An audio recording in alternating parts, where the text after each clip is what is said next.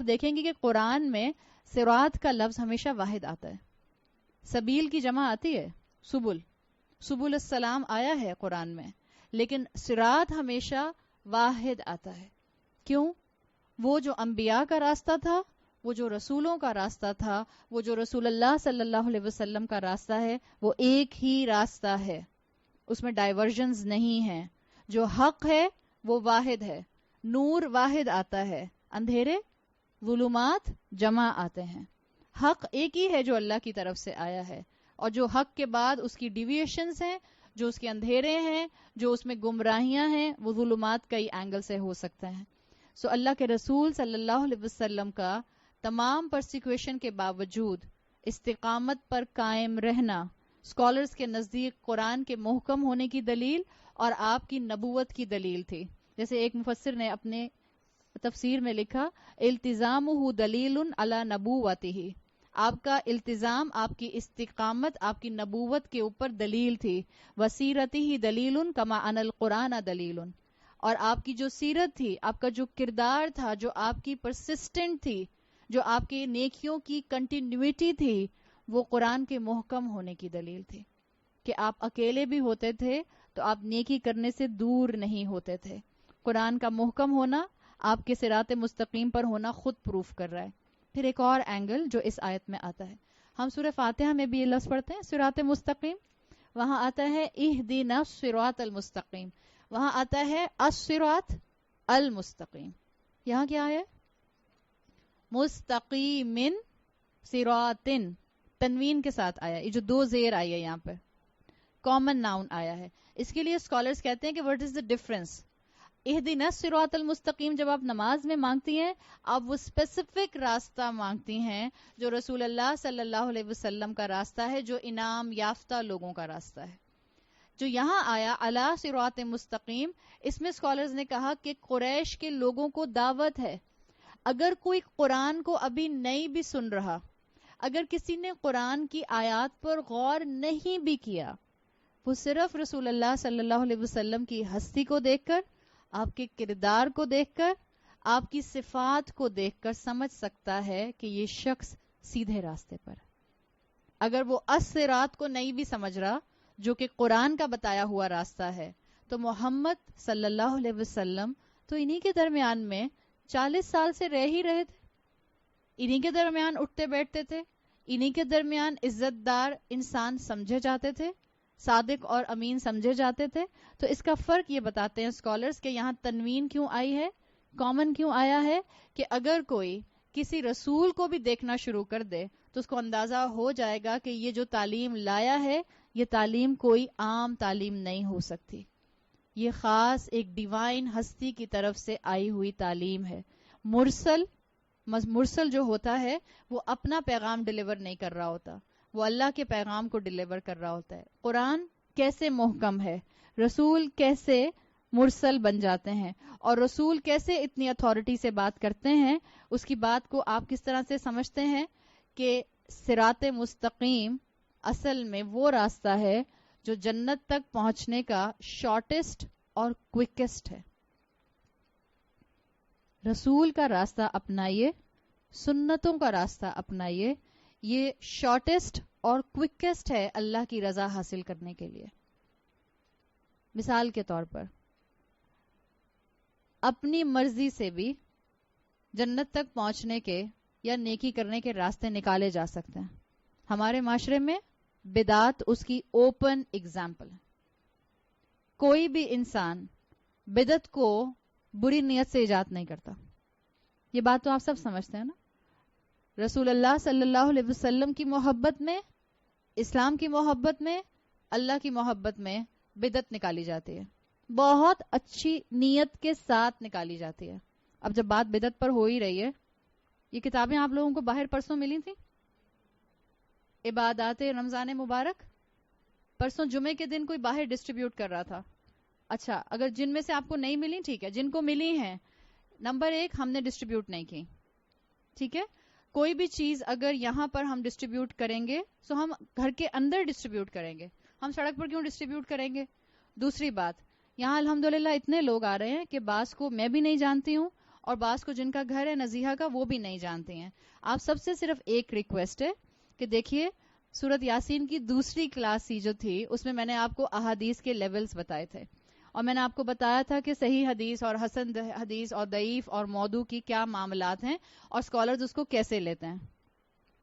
کسی خاتون نے یہاں کوئی بھی چیز ڈسٹریبیوٹ کرنی ہے, کائنڈلی اس کی ایک کاپی پہلے مجھے دکھائیے, اگر وہ میں سمجھوں گی ٹھیک ہے تب یہاں ڈسٹریبیوٹ ہوگی, ورنہ پلیز یہ میری اور نزیحہ کی سنکرنائزیشن ہے کہ آپ یہاں پر اپنی مرضی سے کوئی چیز ڈسٹریبیوٹ نہیں کریں گے. اور آپ سے ایک اور ریکویسٹ ہے, یہی خواتین جب نکل کر باہر جائیں گی سو آپ باہر گیٹ پر بھی ڈرائیورز کھڑی کر کے کوئی اس طرح کی چیز ڈسٹریبیوٹ نہیں کریں گی. اس کتاب میں کچھ پرابلم بدعت کے پوائنٹ آف ویو سے ہی ہے. اس کتاب کو اس طرح پرنٹ کیا گیا, میں کسی کی نیت کو ڈاؤٹ نہیں کر رہی, نیتوں کے حال اللہ جاننے والا ہے, اور اللہ کسی کی نیت کا کیا اس کو ریوارڈ دیتا ہے, this is between Allah and the person who compiled it. میں اس پر بات نہیں کر رہی, لیکن جس دین کو پڑھنے پڑھانے ہم بیٹھے ہیں اس میں 30 دن کے رمضان کے روزوں کے لیے اپوائنٹڈ قرآن, اپوائنٹڈ اللہ کے ناموں کا وظیفہ, میں نے بتا دیا وظیفہ عربی زبان کا لفظ نہیں ہے. ایک اللہ کا نام ہے یا جبار, اس کو 233 مرتبہ پڑھیے. کس نے بتایا آپ کو؟ ایک اپنا سمپل اصول بنا لیجیے. اگر یہ کتاب آپ کے پاس ہے تو برائے مہربانی کسی مسجد میں اس کو ڈونیٹ کر دیجیے, اور اگر آپ رکھنا چاہتی ہیں اپنی اتھارٹی پر پڑھیے گا, اس لیے کہ یاد رکھیے جس ذکر کی کوانٹٹی رسول اللہ صلی اللہ علیہ وسلم سے صحیح حدیث میں ثابت ہے ضرور پڑھیے, بلکہ آپ کو پڑھنی چاہیے. لیکن جس چیز کی کوانٹٹی واجب نہیں ہے اس کو کیوں نمبر باؤنڈ کرتے ہیں؟ کیوں میں لا الہ الا اللہ, کیوں میں لا الہ الا انت سبحانک انی کنت من الظالمین 1.25 لاکھ مرتبہ پڑھوں؟ میں 200 مرتبہ کیوں نہیں پڑھ سکتی؟ میں 2 لاکھ مرتبہ کیوں نہیں پڑھ سکتی؟ میں 1 مرتبہ کیوں نہیں پڑھ سکتی؟ یونس علیہ السلام نے مچھلی کے پیٹ میں کتنی مرتبہ پڑھی تھی؟ ہے کسی کے پاس پروف؟ کسی کے پاس پروف ہے؟ کوئی پروف نہیں ہے. اس طرح کی عبادات جب ہم اپنی مرضی سے نکالیں گے, دیز آر کالڈ بدعات. میں نے پہلے ہی بتا دیا بدعت نیکی کی نیت سے نکالی جاتی ہے, لیکن یاد رکھیے نیکی ایجاد کی جانے والی چیز نہیں ہے. نیکی شریعت کے ساتھ اٹیچڈ ہے, اور شریعت اللہ کے کلام اور رسول اللہ صلی اللہ علیہ وسلم کے سیل آف اپروول کے ساتھ ہے. جو چیزیں بدعت ہیں اس کو چھوڑ دیں. آپ کو صراط مستقیم چاہیے, صراط مستقیم is the quickest way, shortest way to reach to the رضوان آف اللہ. اگر آپ کو واقعی جنت میں پہنچنا ہے اور آپ کو بغیر تھکنے کے پہنچنا ہے تو صراط مستقیم کو اڈاپٹ کیجیے. بعض اسکالرز نے یہاں تک یہ بات مینشن کی ہے کہ وہ مسلمان جو بدعات میں انوالو ہو جاتے ہیں تو کلمہ گو, اللہ کے رسول صلی اللہ علیہ وسلم کی حدیث کے مطابق جنت میں تو پہنچ ہی جائیں گے, مگر وہ بدعات کی وجہ سے جو معاشرے میں ڈیمیج ہوا ہوگا. اس کتاب کا نقصان جو بیسک نقصان ہے, ہر دن کا قرآن کتنا پڑھنا ہے, کون سی سورت پڑھنی ہے, وہ اس میں ایک روزہ 1 لکھی ہوئی ہے, روزہ 2 لکھی ہوئی ہے, روزہ 3 لکھی ہوئی ہے. اس کا نقصان یہ ہوگا کہ میں اس کو پڑھنا شروع کروں گی تو میں مصحف چھوڑ دوں گی ہاتھ سے, اور میرا اتنا پکا عقیدہ یہ ہو جائے گا کہ اب مجھے 140 مرتبہ یہ سورت پڑھنی ہے یا 40 مرتبہ یہ سورت پڑھنی ہے. میرا مصحف, میرا قرآن, میرا کور ٹو کور تلاوت چھوٹ جائے گی. یہ مت کیجیے, یہ ظلم مت کیجیے. شریعت کو ایجاد کرنے کی ہمت نہیں ہونی چاہیے آپ کے اور میرے اندر. یہ چیزیں عبادات اپوائنٹڈ ہیں, کمپلیٹ ہیں.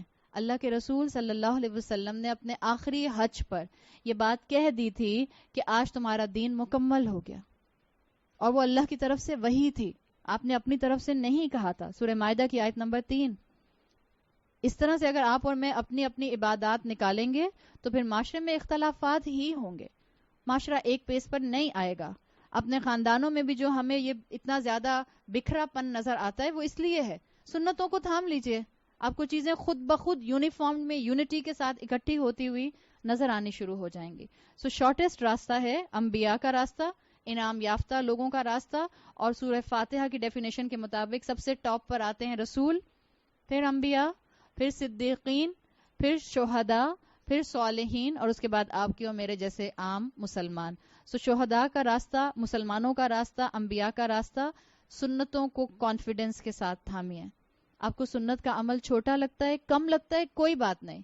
It's the matter of quality. آپ کو میں نے بتائی یہ بات کہ صرف فرض کے معاملے میں آپ کو کوالٹی نہیں دیکھنی ہوتی, وہ آپ کو کرنا ہی کرنا ہے, دل کرے یا نہ کرے. جہاں نوافل آ جائیں وہاں کوالٹی پر کمپرومائز مت کیجیے، کوالٹی کے ساتھ معاملہ کیجیے. سو رسول اللہ صلی اللہ علیہ وسلم کو کہہ دیا گیا کہ آپ سب باتوں کو ایک طرف کر دیجیے، اللہ کی تعلیمات کو تھامیے، زندگی آپ کے لیے آٹومیٹیکلی جو ہے وہ سیدھے راستے پر آنا شروع ہو جائے گی. آگے آیا آیت نمبر 5، تنزیل العزیز الحکیم، نازل کردہ ہے یہ عزیز، العزیز بہت زبردست اتھارٹی والے کی طرف سے، الحکیم بہت حکمت والے کی طرف سے. تنزیل قرآن کا ایک اپنا نام بھی ہے، تنزیل قرآن کے ناموں میں سے ایک نام آتا ہے. یعنی یہ تنزیل کیا ہے؟ یہ کس کی ریویلیشن ہے؟ یہ العزیز الحکیم کی ریویلیشن ہے. قرآن کا کامن ڈسکرپشن تنزیل ہے. تنزیل کا ڈیفینیشن کیا ہوتا ہے؟ نازل کیا ہوا، نازل کیا ہوا. اسی تنزیل سے عقیدے کے پوائنٹ آف ویو سے، تھیولوجیکل پوائنٹ آف ویو سے اسکالرز نے ایک نقطہ نکالا ہے. وہ یہ، تنزیل کی ڈیفینیشن میں لٹرل مفہوم میں آتا ہے کسی چیز کا اوپر سے نیچے کی طرف آنا.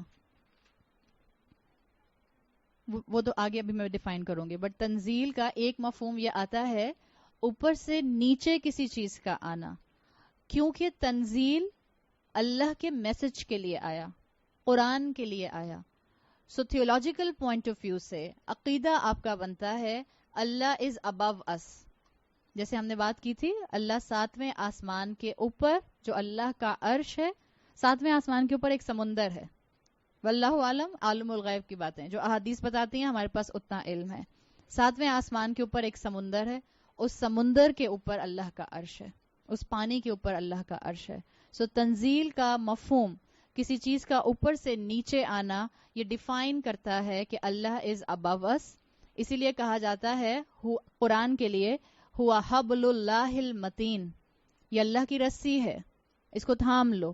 بعض احادیث کا مفہوم یہاں تک آتا ہے کہ اللہ کی رسی آسمانوں سے زمین تک قرآن کی شکل میں لٹک رہی ہے، جو اس کو پکڑ لے گا وہ بچ جائے گا، جو اس کو اینکر بنا لے گا وہ نجات پا لے گا. سو اللہ کی طرف سے قرآن کی ایک صفت تنزیل یہاں پر آئی ہے، اور یہ لفظ تنزیل کا وحی کے ساتھ ایسوسیٹڈ ہے. تنزیل کے ساتھ ایک اور لفظ اسی روٹ ورڈ سے آتا ہے، تنزیل نون ز لام سے ہے. اسی سے ایک اور لفظ آتا ہے انزال. انزلہ ایک ہوتا ہے انزلہ اور ایک ہوتا ہے نزلہ، دونوں میں فرق ہے. روٹ ورڈ ایک ہی ہے، نون زا لام. ایک ہوتا ہے انزلہ، اس نے نازل کیا، نزلہ اس نے نازل کیا. دس از دا اردو ٹرانسلیشن. اردو میں آپ کی اور میرے پاس ووکیبلری کی کمی ہے، یا یوں کہہ لیجئے کہ ترجمے کرنے والے کی لمیٹیشن ہوتی ہے. اگر میں انزلہ کا کلوزسٹ ٹو عربی مفہوم ترجمہ کروں، سو انزلہ کا مطلب ہوتا ہے اس نے فوراً نازل کیا، اور نزلہ کا مطلب ہوتا ہے اس نے پیسز میں نازل کیا.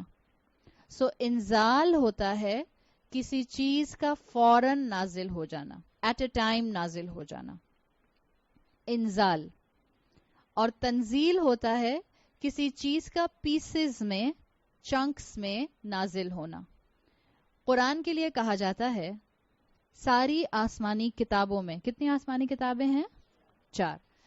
چاروں آسمانی کتابوں میں قرآن واحد کتاب ہے جس کا تنزیل ہوا ہے. باقی تینوں کا کیا ہوا ہوگا؟ انزال ہوا ہے. شاباش. قرآن کو تنزیل میں 23 سال کے عرصے میں ٹکڑوں ٹکڑوں میں، پیسز میں رسول اللہ صلی اللہ علیہ وسلم پر نازل کیا گیا. موسیٰ علیہ السلام کو کوہ طور پر ایک ساتھ تورات دی گئی تھی. صحف ابراہیم انزال ہوا تھا، ایک ساتھ دیے گئے تھے. اسی طرح سے انجیل عیسیٰ علیہ السلام کو ایک ساتھ دی گئی تھی. قرآن کا معاملہ صرف مختلف ہے. قرآن کا معاملہ تنزیل والا ہے، اور اس کی ریزن کیا ہے؟ جیسے جیسے حالات رسول اللہ صلی اللہ علیہ وسلم پر آتے گئے، صحابہ پر آتے گئے، ان حالات کے مطابق 23 سال کے عرصے میں تھوڑا تھوڑا کر کے قرآن نازل ہوتا گیا. بیکاز اے میجر حکمت بیہائنڈ اٹ، کہ قرآن نے صرف رسول اللہ صلی اللہ علیہ وسلم کی نسل کو، ان کی جنریشن کو صرف اور صرف احکامات نہیں دینے تھے. آپ کی کتاب کے احکامات رہتی دنیا تک کے انسانوں کے لیے تھے. سو اس کو چنکس میں حکمت کے ساتھ پروفاؤنڈ وے میں پریسیژن کے ساتھ نازل کیا گیا ہے. اور کس نے نازل کیا ہے؟ تنزیل کس کی ہے؟ پہلی صفت کیا آ رہی ہے یا پہلا نام کیا آ رہا ہے اللہ کا؟